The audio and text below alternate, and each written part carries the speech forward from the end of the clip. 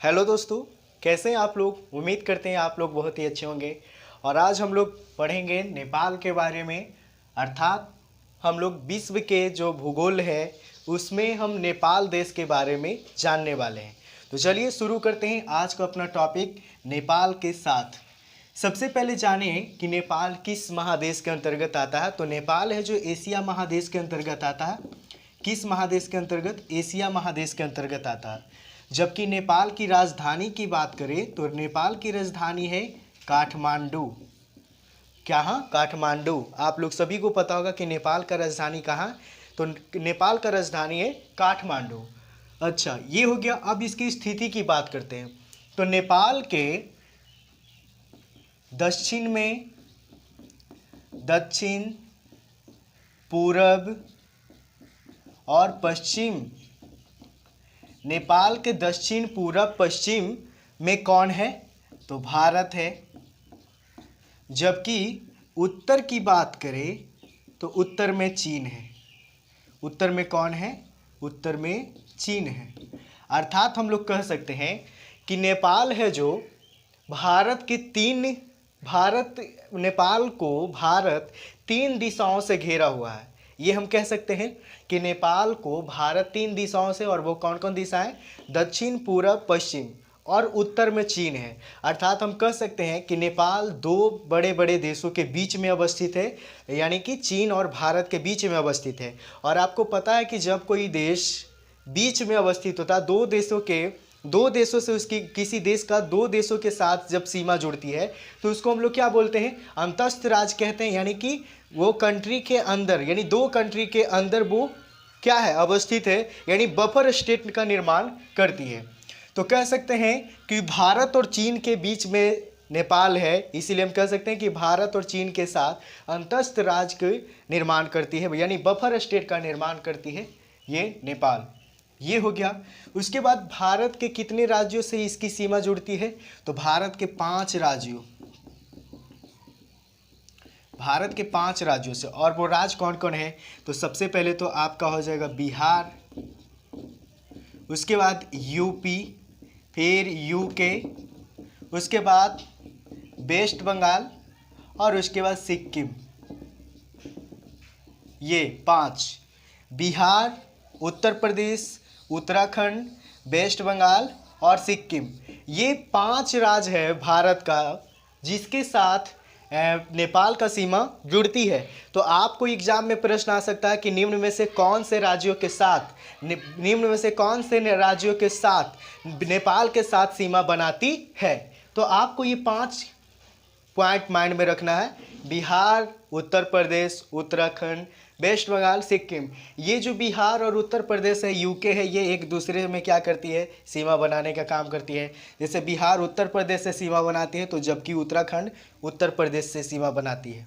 ठीक है। और उसके बाद वेस्ट बंगाल और सिक्किम आपस में सीमा बनाने का काम करती है। तो ये आप लोग जानेंगे कि भारत के 5 ऐसे राज्य हैं जो नेपाल के साथ सीमा बनाने का कार्य करती है। उसके बाद इसे हिमालयी राज्य कहा जाता है। क्या कहा जाता है? ये क्या है कि हिमालय के गोद में अवस्थित है। नेपाल क्या है? हिमालय के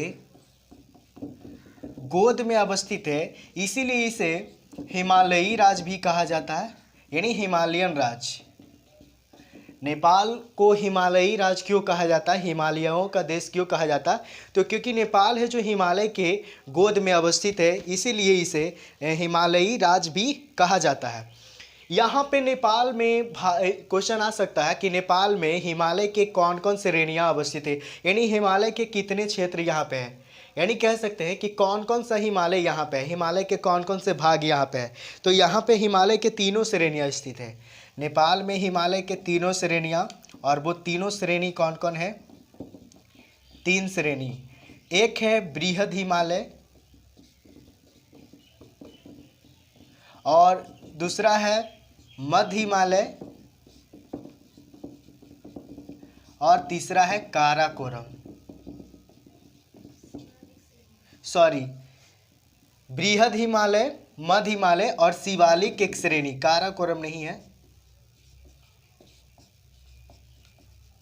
ये तीन जो हिमालय का श्रेणी है ये नेपाल में ही अवस्थित है। बृहद हिमालय यानी जो इसको बड़ा हिमालय बोलते हैं, मध्य हिमालय और शिवालिक की श्रेणियाँ। आपको पता है कि शिवालिक की श्रेणियाँ से बहुत सारे नदी है, जो नदियों का उद्गम केंद्र है, ये बहुत सारा नदियों का यहाँ से निष्कासन होती है। ठीक है। अब ये जो मध्य हिमालय है, मध्य हिमालय को महाभारत श्रेणी भी कहा जाता है। मध्य हिमालय को क्या कहा जाता है? महाभारत श्रेणी भी कहा जाता है। तो क्वेश्चन आ सकता है कि निम्न में से किस हिमालय श्रेणी को महाभारत श्रेणी भी कहते हैं? तो मध्य हिमालय के जो मध्य हिमालय है उसको महाभारत श्रेणी भी कहा जाता है। अब उसके बाद नेपाल की प्रमुख चोटी की बात करते हैं। प्रमुख चोटी, तो सबसे पहले तो आ जाएगा एवरेस्ट की चोटी, एवरेस्ट चोटी हो गया। उसके बाद धौलागिरी, उसके बाद कंचनजंगा, कंचनजंगा और मकालू,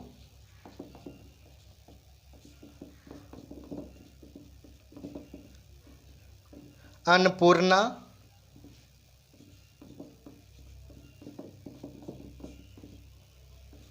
और गौरी शंकर। यानी मुख्य रूप से एवरेस्ट, धौलागिरी, कंचनजंगा, मकालू, अन्नपूर्णा, गौरी शंकर, बृहद हिमालय, मध्य हिमालय और शिवालिक की श्रेणी, ये जितने भी श्रेणी है लगभग ये तो चोटी हो गया। चोटी की बात कर रहे थे कि नेपाल में प्रमुख पर्वत की कौन कौन चोटियां हैं।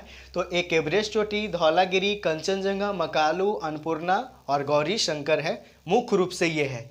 ठीक है। तो इसे आप क्या करेंगे? नोट करेंगे, फिर उसके बाद हम लोग जानेंगे। अब ये जो एवरेस्ट है, एवरेस्ट को क्या कहा जा रहा है कि ये विश्व की सबसे ऊंची चोटी है। एवरेस्ट क्या है? विश्व की सबसे ऊंची चोटी है। कौन? एवरेस्ट। तो आपसे प्रश्न पूछा जा सकता है कि विश्व की सबसे ऊंची चोटी कौन है? एवरेस्ट चोटी है। और इसे सागर माथा भी कहा जाता है। इसे क्या कहा जाता है? सागर माथा कहा जाता है। एवरेस्ट चोटी को क्या कहा जाता है? सागर माथा। तो आप लोग नोट करेंगे कि सागर माथा कहा जाता है एवरेस्ट चोटी को। ठीक है। क्या कहा जाता है? एवरेस्ट चोटी को सागर माथा कहा जाता है। इसकी ऊंचाई कितना है? तो इसकी जो ऊंचाई है वो है 8848 किलोमीटर, सॉरी मीटर है, किलोमीटर नहीं, 8848 मीटर इसकी ऊंचाई है। और ये कहाँ पे अवस्थित है? तो ये नेपाल और चीन के सीमा पर स्थित है। एवरेस्ट जो चोटी है वो कहाँ पे अवस्थित है? तो नेपाल और चीन के सीमा पे, यानी ये नेपाल है और ये चीन है, इसकी सीमा है, तो यहाँ पे स्थित है एवरेस्ट। ठीक है। तो इतना पॉइंट आप लोग क्या करेंगे? नोट करेंगे। और आपको कुछ भी, कोई भी पॉइंट में अगर डॉट है तो आप लोग बेहिचक पूछ सकते हैं, क्योंकि आपको डॉट से बचकर चलना है। डॉट आपको किसी भी पॉइंट में कुछ भी, कोई भी टॉपिक मेरे द्वारा अभी तक जितना पढ़ाया गया, अगर आपको कोई भी टॉपिक में थोड़ा सा भी संदेह है तो आप लोग बेहिचक मेरे कमेंट बॉक्स में उसको बताएं कि मुझे यहाँ पे प्रॉब्लम है, आप मुझे इसे फिर से समझाने की कोशिश करें। और मैं कोशिश ही नहीं, पूरे मेहनत करूँगा कि उसको मैं आप लोगों को आसानी पूर्वक पूरे ईजिली तरीके से समझा पाऊँ। तो आप लोग इसको नोट करेंगे।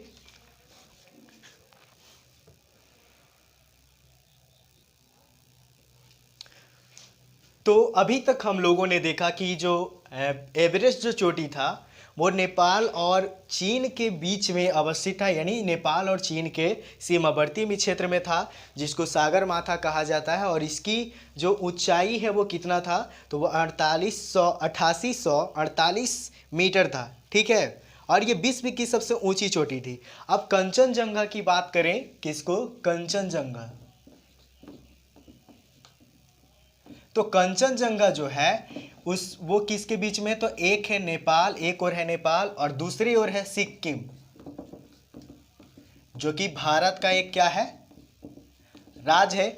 यानी नेपाल और सिक्किम के बीच में है कंचनजंगा। ठीक है। नेपाल और सिक्किम के बीच में है कंचनजंगा, जो कि एक क्या है? एक पर्वत चोटी है कंचनजंगा। और ये नेपाल और सिक्किम के सीमावर्ती क्षेत्र में पड़ता है। अब नेपाल की प्रसिद्ध नगर की बात करते हैं। नेपाल का प्रसिद्ध नगर कौन कौन है? जैसे हमारे इंडिया में है ना, कोलकाता, मुंबई, पटना और बहुत सारा, वेस्ट बंगाल, जो भी हो, केरल, तमिलनाडु, ये सब। तो उसके बाद ये नेपाल की प्रसिद्ध नगर की बात करें तो सबसे पहले तो आ जाएगा काठमांडू, जो कि नेपाल की राजधानी भी है और नेपाल का सबसे बड़ा टाउन भी है, सबसे बड़ा नगर भी है। कौन? काठमांडू। उसके बाद है कौन? पोखरा घाटी, पोखरा घाटी, पोखरा घाटी, ठीक है। और उसके बाद ये हो गया काठमांडू, पोखरा घाटी। ये दोनों नेपाल के मध्यवर्ती भाग में स्थित है। ये जो दोनों है, दोनों ये क्या है? नेपाल के बीच वाले इलाके में है। प्रसिद्ध नगर है काठमांडू, पोखरा घाटी। ये नेपाल के बीच में है, यानी नेपाल के मध्यवर्ती क्षेत्र में पड़ता है। कौन? ये पोखरा घाटी और काठमांडू। नेपाल के दक्षिण सीमा के साथ साथ दलदली मैदान भी है, जिसे तराई का क्षेत्र भी कहा जाता है। नेपाल का जो दक्षिणी मैदान है उसके साथ साथ कुछ दलदली हिस्सा भी है, दलदली भाग, उसको क्या बोला जाता है? तराई क्षेत्र।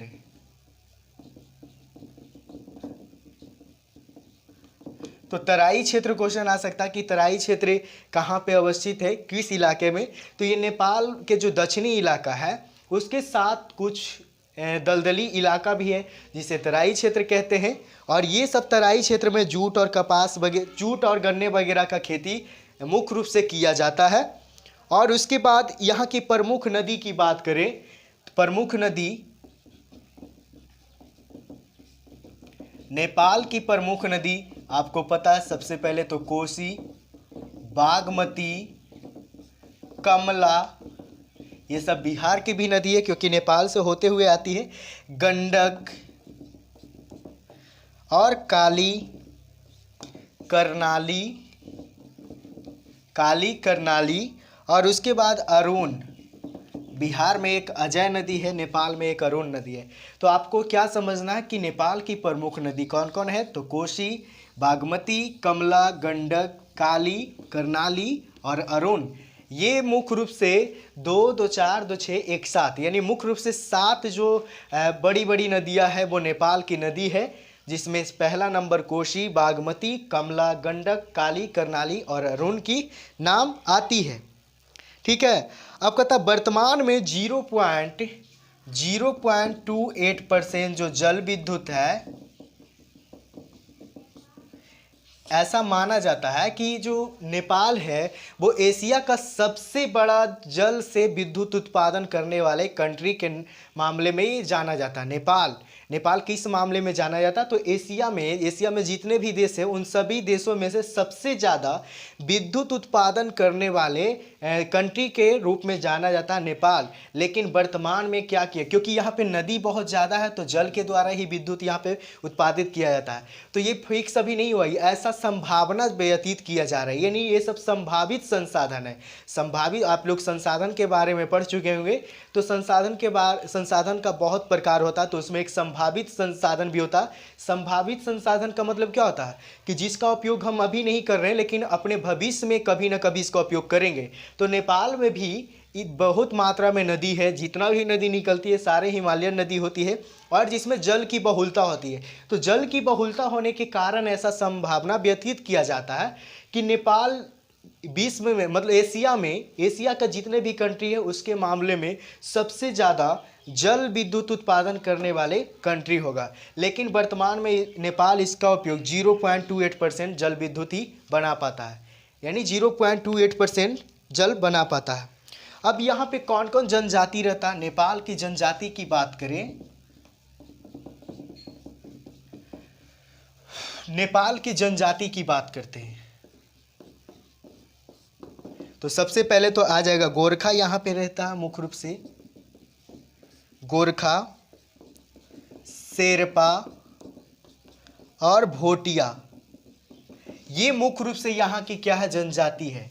गोरखा, शेरपा, भोटिया और यहाँ के ये क्या है? मुख्य रूप से जनजाति है। यहाँ पे निटारी, इंडियन, तिब्बत प्रजाति के लोग भी निवास करते हैं। कौन कौन? यहाँ पे निवारी, निवारी हो गया, इंडियन हो गया, कुछ इंडिया का भी लोग यहाँ पे रहता है और कुछ तिब्बत का भी लोग रहता है और कुछ तिब्बत के लोग भी निवास करते हैं। यानी यहाँ की प्रमुख जनजाति की बात करें तो गोरखा जनजाति, शेरपा जनजाति और भोटिया जनजाति, मुख्य रूप से 3 जनजाति। जबकि यहाँ पे अन्य लोगों के निवास स्थल की बात करें तो निवारी प्रजाति का यहाँ लोग, इंडियन लोग रहता है और तिब्बत का लोग भी यहाँ पे मुख्य रूप से रहता है।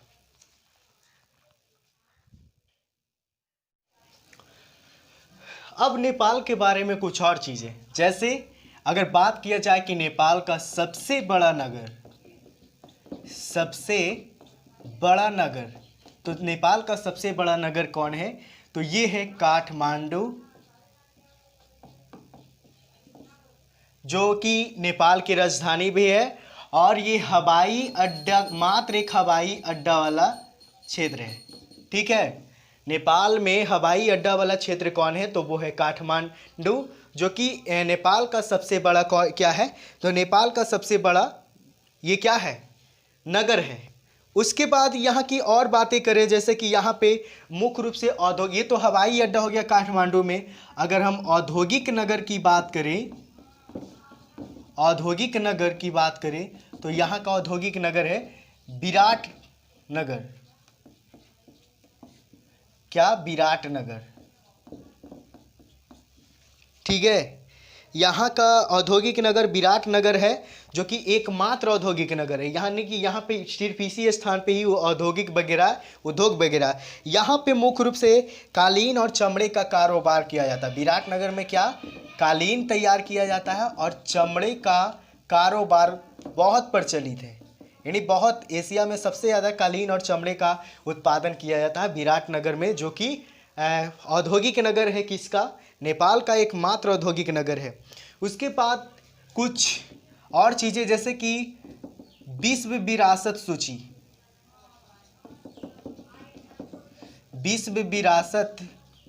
सूची में शामिल किए गए नेपाल का कुछ तथ्यों, क्या क्या शामिल किया गया था? पहला तो है काठमांडू घाटी।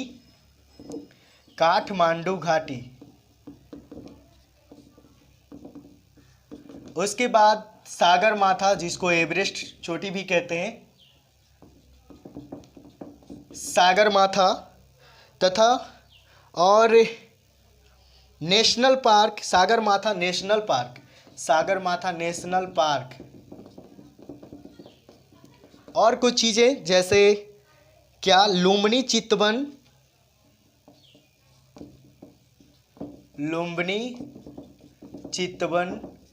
National park. ये सारे चीज़ों को यूनेस्को के विश्व विरासत सूची में शामिल किया गया। किसको? काठमांडी घाटी को, सागरमाथा नेशनल पार्क, लुम्बिनी चितवन नेशनल पार्क, ये सभी को क्या किया गया है? यूनेस्को के विश्व विरासत सूची में शामिल किया गया है। और भारत की सहायता से यहाँ पे, यानी भारत ने नेपाल को काफ़ी हद तक मदद किया। भारत की सहायता से यहाँ पे क्या क्या किया गया, इसके बारे में हम लोग जानते हैं। तो भारत की सहायता से यहाँ पे रक्सौल,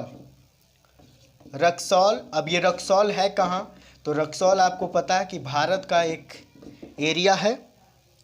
और अमलेखगंज, अब ये अमलेखगंज कहाँ है? अमलेखगंज है नेपाल में। यानी रक्सौल और अमलेखगंज में क्या किया गया है? पेट्रोलियम का जो पाइपलाइन है, पेट्रोलियम पाइपलाइन का निर्माण किया गया है। कहाँ से कहाँ तक? तो ये किया गया है भारत की सहायता से। रक्सौल यानी कि भारत में है, और अमलेखगंज जो कि नेपाल में है। यानी रक्सौल से लेकर नेपाल का जो अमलेखगंज इलाका है, वहाँ तक पेट्रोलियम उत्पादन पाइपलाइन का निर्माण किया गया है, जिसकी लंबाई लगभग 41 किलोमीटर है। कितना? 41 किलोमीटर है।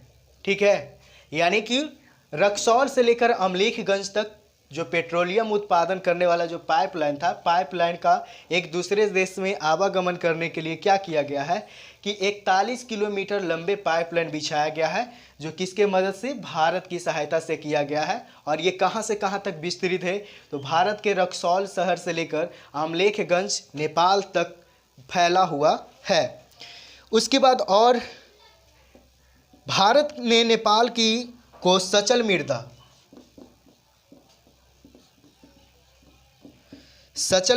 परीक्षण प्रयोगशाला